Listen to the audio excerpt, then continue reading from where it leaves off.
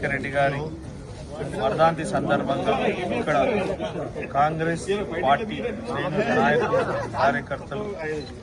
చేసిన మీడియా మిత్రులకి నా యొక్క హృదయపూర్వకంగా నమస్కారం. ఈరోజు దివంగత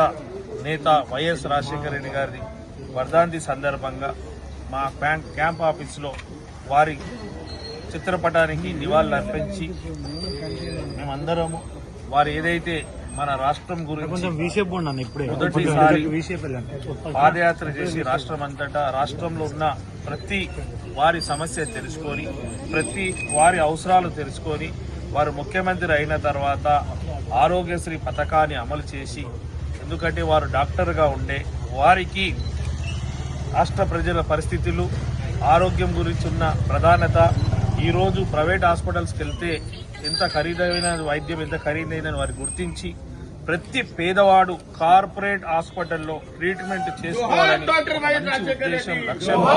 ప్రతి ఒక్కరు ఆరోగ్యంగా ఉండాలని ఆరోగ్యశ్రీ పథకం అమలు చేసి ప్రతి పేదవారు కూడా కార్పొరేట్ హాస్పిటళ్లలో చికిత్స అయ్యే విధంగా కృషి చేసిన వ్యక్తి. దాంతోపాటు అక్కడే కాకుండా మనకు రాష్ట్రం కావచ్చు, దేశం కావచ్చు, అన్నం తినడానికి మనకు రైతులది ఎంతో ప్రాధాన్యత ఉంది. వారికి కూడా రుణమాఫీ చేసి అక్కడే కాకుండా మహిళలు కూడా డ్వాక్రా మహిళలు ఎవరైతే ఉన్నారో వారికి బహుళ వడ్డీకి రుణాలు ఇచ్చి ప్రతి ఒక్కరిని అన్ని రంగాలలో ఇంతే కాకుండా ఎంబీఏ చదువుకోవాలా, ఇంజనీరింగ్ చదువుకోవాలనుకున్న వాళ్ళకి కూడా మంచి మంచి స్కూల్లో చదివించే విధంగా ఫీజు రియంబర్స్మెంట్ కూడా ఇచ్చి ప్రతి విద్యార్థికి సపోర్ట్ చేస్తూ ముందుకు సాగారు. ఇన్ని సంక్షేమ పథకాలకు బీజం వేసిన వ్యక్తి ఈ రోజు మన మధ్యలో లేకపోవడం బాధాకరం.